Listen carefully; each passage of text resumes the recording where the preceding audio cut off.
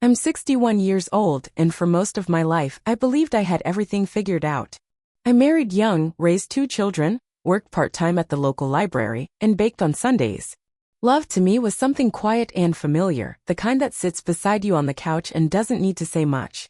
I never strayed from routine, never questioned what was missing.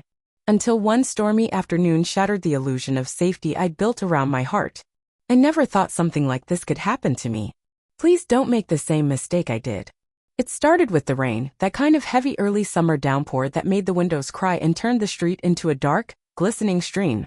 I was home alone, sipping tea near the window and watching the neighbor's hedges sway when I saw him running up the sidewalk. Soaking wet, his hoodie plastered to his back. At first I thought it was one of the teenagers from down the block, but as he got closer I recognized him. Effin. He was Michelle and Gary's son. The couple next door. 22, maybe 23 now if I remember correctly. He'd moved back in with them a few months ago after college, and while I'd seen him mowing their lawn or jogging past, we only exchanged the usual neighborly nods. Nothing more than that. Until now. He jogged up to my porch, shielding his face from the rain, and knocked. I opened the door surprised. "Hey, Mrs. Carter," he said, out of breath. "Sorry, I was out walking, didn't think it would pour like this. My parents aren't home and I don't have a key." He looked like a drenched puppy. His jeans clung to his legs and water dripped from the tip of his nose. I hesitated only a second before stepping aside. "Come in before you catch something." He murmured a thank you as he stepped into my foyer, shaking off the rain. I grabbed a towel from the hallway closet and handed it to him. He grinned as he wiped his hair. "Didn't mean to barge in like this. Just needed somewhere to wait it out." "No trouble at all," I said. "Try not to stare too long. Let me put your clothes in the dryer. You can change into something of my son's. I still keep some of his old things in the guest room closet." Ethan looked surprised, a little amused maybe but nodded. "That'd be great, thanks." As I walked down the hall to grab the clothes, I found myself a little breathless. Not from exertion. From a strange way my chest felt tight. My husband had passed 3 years ago, and though I'd grown used to the quiet of my house, I hadn't had someone, especially a man, no matter how young, in it like this since. It made me oddly self-conscious. He changed quickly and returned wearing a navy t-shirt and sweatpants that sagged a bit on his narrow frame. "You're a lifesaver," he said, flopping onto the couch like he'd known this house for years. "Man, your place still smells like cinnamon. I used to come here with my mom when I was a kid, remember? For your lemon bars." I smiled, sitting across from him. "Those lemon bars are still my specialty." We talked for a while. Casual things. His job hunt, the weird state of the world, my garden. The thunder cracked now and then, and rain drummed against the windows like a ticking clock. Somewhere in the middle of our conversation, I realized how easy it was to talk to him. How intently he listened. How his eyes, a soft green the first hadn't noticed before, seemed to rest on me longer than was polite, but not in a way that made me uncomfortable. Quite the opposite. "I'm sorry if I'm overstaying," he said eventually, glancing toward the darkened window. "Rain's not letting up." "You're fine," I said, then added quickly. "You can stay for dinner if you like. It's just me here and I made too much soup." His face lit up. "That actually sounds amazing." And so he stayed. I set the table while he dried the dishes I'd washed earlier. We ate potato leek soup and butter toast, and I found myself laughing more than I had in months. He was funny in a soft, self-deprecating way. Thoughtful. Gentle. After dinner, we moved to the living room again. The lights were low, the kind of warm glow that made everything feel a bit slower. He sat on the rug, his back against the couch, legs stretched out like a kid again. "Can I ask you something?" he said after a long silence. "Of course. Do you ever get lonely?" The question caught me off guard. I opened my mouth, then closed it. He looked up at me with an honesty I hadn't expected. "Yes," I said quietly. "More than I let on." He nodded, looking away. "Me too." The silence that followed wasn't awkward, just full. Full of things unsaid. The space between us wasn't very big, but it felt charged. I watched the way his fingers picked absently at the hem of his shirt, the way his jaw clenched slightly, like he was holding back something he didn't know how to say. "I used to see you out in the yard," he said suddenly, reading on the porch. "You always looked so peaceful." "I invite that." I didn't know what to say.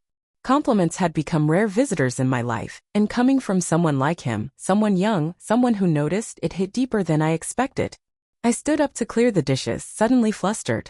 "Let me. I'll help." He followed me to the kitchen. We stood side by side, washing, drying, not speaking. Our arms bumped once, then again. And the third time I didn't move away. I looked up at him.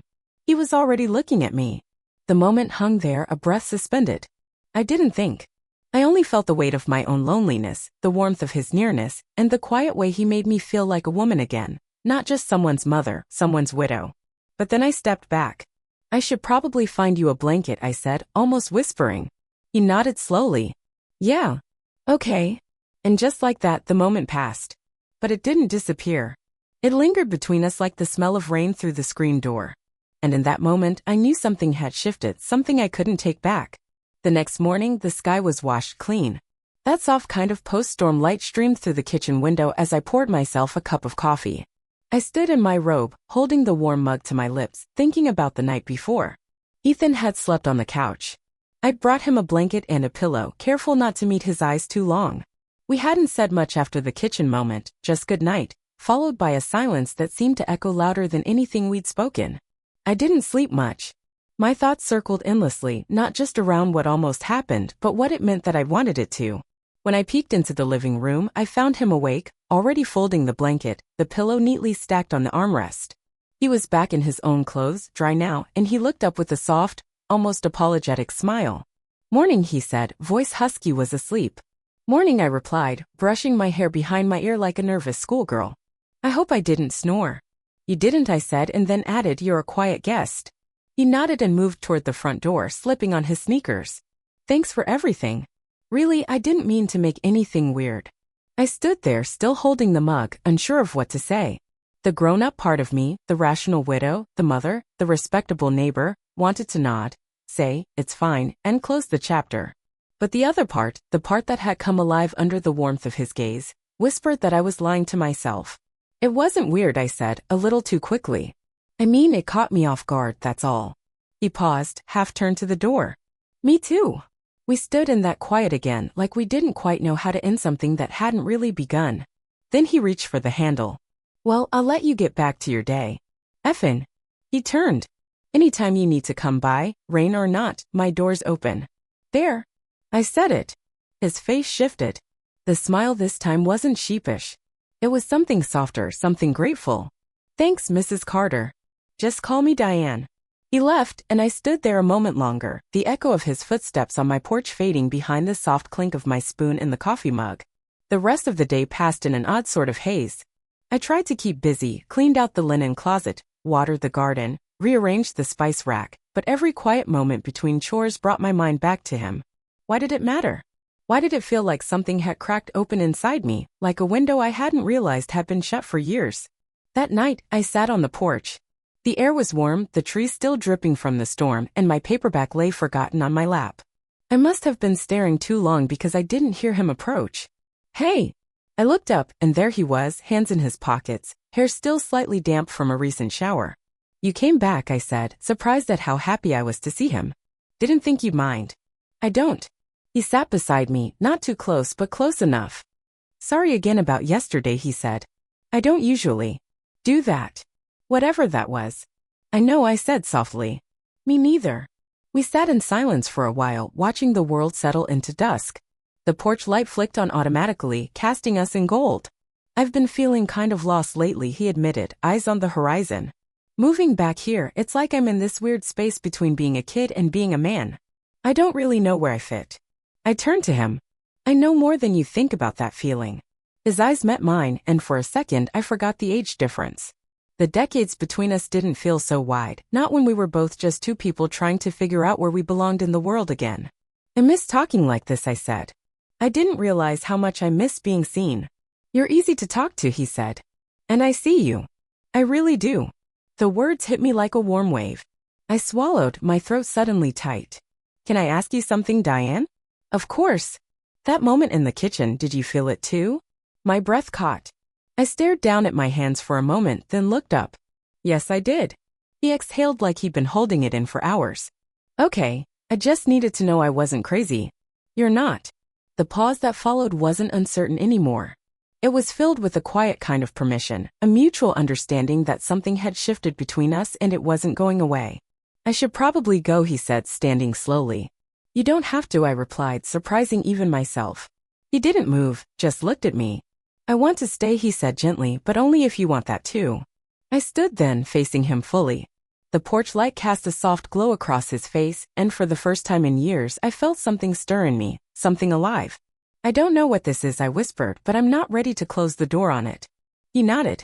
And so neither of us did. The next time Ethan came over, it wasn't because of the rain. The sky was clear, the air warm with that late spring stillness that lingers just before summer. I was tending to the hydrangeas in the front yard, hands deep in soil, when I heard his footsteps on the sidewalk. Need a hand, he asked, and when I looked up, he was already crouching beside me. We didn't talk much at first. He grabbed a trowel and helped me replant one of the sagging stems. I shunk in how to break up the roots gently. We moved in rhythm, two people, different generations, kneeling in the same dirt, and somehow it just felt natural. When we finally sat on the porch with lemon water, sweat glistening on our skin, he leaned back and said, "This feels right." I nodded, it does. There was still no label for what we were. I wasn't trying to make sense of it, and neither was he. There were unspoken boundaries, ones we both seemed to sense and honor, but they didn't keep us apart. They just helped us move slowly, carefully, with intention. That night, I invited him to stay for dinner again. I made roast chicken, mashed potatoes, green beans sautéed in garlic and olive oil. He helped set the table, humming some tune I didn't recognize. We ate and talked like old friends, sometimes laughing, sometimes falling into those warm, weighty silences that didn't demand to be filled. After dinner, he wandered over to my record player, an old thing I hadn't used in years, and leafed through my vinyl collection. He grinned when he pulled one out. Fleetwood Mac? I smiled. Stevie Nicks always makes everything feel more complicated and beautiful at the same time. He placed the record carefully and dropped the needle. The familiar hum and crackle filled the room before the music swelled. He held out a hand. I stared at it. "Dance with me?" he asked. It had been years, maybe decades, since anyone had asked me that. My heart thudded as I stood and let him guide me to the center of the living room. The furniture became background, the walls faded, and all that existed was the hush of the music and his hand on my waist. We swayed slowly. I felt the warmth of his breath near my ear, the gentle press of his hand between my shoulder blades. I rested my cheek lightly on his chest and closed my eyes. "I don't want this to end," he murmured. I didn't either. When the song faded, we didn't let go right away. Our embrace softened, but our hands stayed connected. I pulled back slightly to look at him. "What are we doing, Ethan?" I asked, my voice barely above a whisper.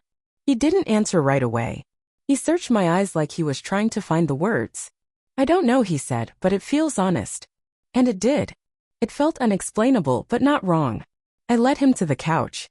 We sat close, knees touching, the quiet stretching between us again, only this time it was full of questions we weren't ready to answer. Then his fingers brushed mine. I looked down at our hands, then up at his face, and I let them stay there. "I've spent so many years trying not to feel," I said, "trying to be okay with being alone. I didn't think I could. Want this again?" "You can," he said gently. "You do." My heart pounded in my chest. It was too fast, too strange, too unexpected, but it was also real. No pretending, no roles to play, just the raw truth of wanting connection in a life that had grown far too quiet. He leaned forward, not forcefully, just a question in his eyes. I didn't answer with words. I kissed him. It wasn't rushed or desperate. It was tender, a quiet acknowledgement of everything that had been building between us. When we pulled apart, his forehead rested against mine, both of us breathless. "Diane," he said softly, "I'll never do anything you don't want. Ever." "I know," I whispered. "That's why I'm not afraid." We didn't go any further that night. We just sat together, hands laced, hearts open. He stayed on the couch again, but this time, the air between us was warm with understanding, not uncertainty.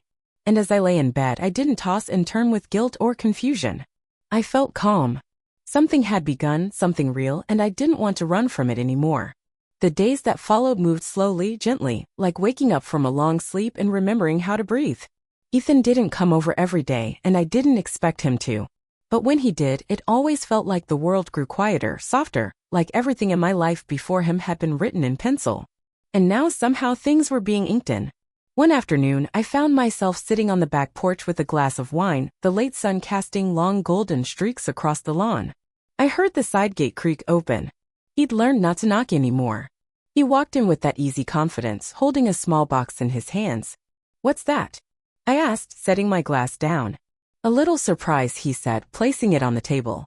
Inside was an old Polaroid camera, the kind I hadn't seen since my kids were young. He smiled as I stared at it, then pulled something else from his pocket, a new film cartridge. I figured, he said, if we're making memories, maybe we should keep a few. I laughed, touched more than I expected to be. You really are something. He raised the camera and pointed it at me. Say that again, but slower. I rolled my eyes but smiled. Click. The photo slid out with the software and he waved it in the air. I watched as the image slowly developed. Me, smiling shyly, hair a little messy from the breeze, one hand resting on the table, the other tucked at my side. I looked older than I felt, but happier than I had in years. Later, we sat on the grass in the backyard. The sun dipped low and fireflies began their quiet, blinking dance around us. He lay on his back, hands behind his head, while I traced invisible circles on my knee with one finger. You ever wonder what people would say? I asked quietly. He turned his head toward me. About us. I nodded. All the time, he admitted. But I also know this. No one else is living this life for us. I looked at him, really looked, at the way his eyes glinted in the fading light, the calm steadiness of his voice, the strange wisdom that lived beneath his youth. He wasn't trying to play a role. He wasn't here out of some fleeting thrill. He was here because he saw me and stayed anyway. I'm not naive, I said. This, whatever it is between us, it won't be simple. No, he said, sitting up.